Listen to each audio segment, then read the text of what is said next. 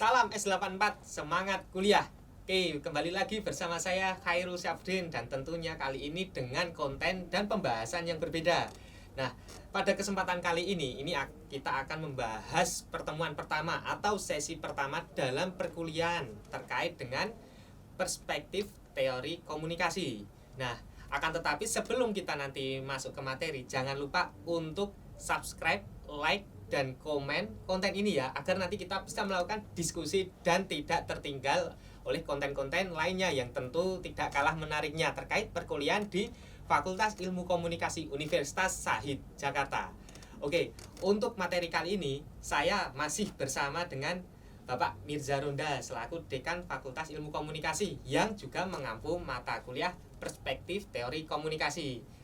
Bagaimana kabarnya Pak Mirza? Alhamdulillah, salam S84 Channel, semangat kuliah, semangat belajar.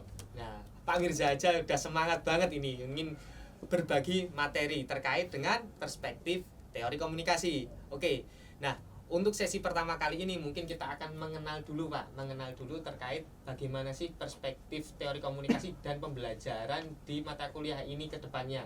Ya, mungkin terkait dengan hal ini bisa dijelaskan sedikit terkait tujuan ataupun deskripsi mata kuliahnya, Pak, agar nanti para pemirsa di sini langsung memahaminya gitu. Baik, terima kasih Mas Irul. Iya. Jadi Mas kalau di konten ini saya, kalau di kelas jadi Bapak saya. Aduh. Oke, yang pertama saya ingin mengatakan bahwa mata kuliah ini sebenarnya adalah mata kuliah di program Magister Ilmu Komunikasi. Oke, jadi ini untuk S2, tapi kalau ada yang S1 sarjana atau doktoral yang mau mendengar bagian dari yang namanya matrikulasi gitu ya, pemahaman penyamaan materi, silahkan saja. Oke, apa sih mata kuliah ini? Jadi dengan mata kuliah ini kita akan mempelajari rootnya ya, atau akar dari yang namanya teori komunikasi, dan itu berdasarkan akar tersebut kita lihat bahwa masing-masing dari pencetus yang namanya ilmu atau yang mempelajari ilmu komunikasi itu memiliki ragam perspektif ya, atau mungkin nanti kita akan jelaskan apa yang dimaksud dengan itu. Nah, sehingga ini berimplikasi pada yang namanya ragam teori. Jadi nanti kita lihat bahwa ada teori komunikasi yang sangat sosiologis, sangat psikologis, sangat antropologis, sangat budaya populer gitu ya, dan sebagainya. Selain bahwa juga ada teori-teori komunikasi mainstream yang memang rootnya itu adalah dari yang namanya awal-awal teori efek gitu ya, gitu. Nah, kemudian apa tujuan pembelajaran dari kuliah ini? Jadi dengan memahami ragam teori dari ragam akar pemikiran ya, dengan ragam perspektif tadi itu, mahasiswa mampu melihat bahwa satu gejala sosial bisa didekati dengan gejala komunikasi, karena tidak semua gejala sosial itu itu adalah gejala komunikasi ya.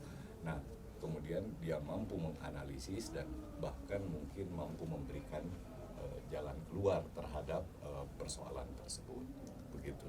Kurang lebih seperti itu ya. Iya. Jadi dalam teori perspektif teori komunikasi ini kita akan berusaha untuk mengurai akar kemunculan teori-teori komunikasi, dan tentunya kalau kita berbicara tentang teori komunikasi itu tidak serta-merta tiba-tiba muncul, pasti ada sejarah-sejarahnya yang nantinya dalam sesi-sesi berikutnya akan kita bahas lebih mendalam ya Pak. Iya, nah, betul. terkait hal itu mungkin bisa dijelaskan pula rencana pembelajaran untuk mata kuliah ini seperti apa Pak? Oke.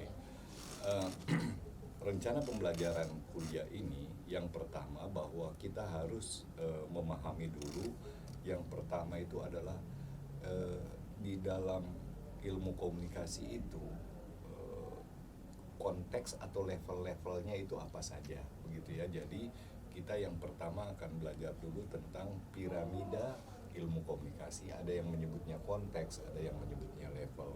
Jadi mulai dari intrapersonal sampai dengan komunikasi sosial. Apa yang dimaksud itu nanti akan kita pelajari. Kemudian yang kedua, kita belajar tentang relevansi perspektif dengan teori. kalau ada perspektif terus ada teori, ini gimana sih, orang bingung apa bedanya perspektif teori, apa bedanya perspektif dengan aliran dan sebagainya. Ini akan kita jelaskan. Kemudian kita akan menjelaskan tentang ragam perspektif dan teori komunikasi tentunya. Kemudian kita akan menggunakan kita akan menjelaskan yang namanya tradisi-tradisi penelitian atau tradisi-tradisi dalam pengkajian ilmu komunikasi. Yang terakhir itu kita bicara tentang topik kajian ilmu komunikasi. Kalau yang pertama tadi kita ngomong level, itu bisa dikaji berdasarkan level, nanti kita bisa mengkaji berdasarkan unsur pada topik kajian tersebut. Demikian Mas Irul. Oke, jadi itu tadi adalah rencana pembelajaran terkait dengan mata kuliah perspektif teori komunikasi ya. Yang tentu setelah sesi ini kita akan memperdalamnya lebih lanjut. Nah, oleh sebab itu jangan sampai ketinggalan sesi berikutnya ya, rekan-rekan semua yang bisa saya sebut sebagai e-commerce ya biasanya kalau di IG kan e-commerce gitu. E-commerce, oke. Nah, mungkin untuk sesi pertama sampai di sini dulu, kita akan lanjut ke sesi berikutnya. Terima kasih.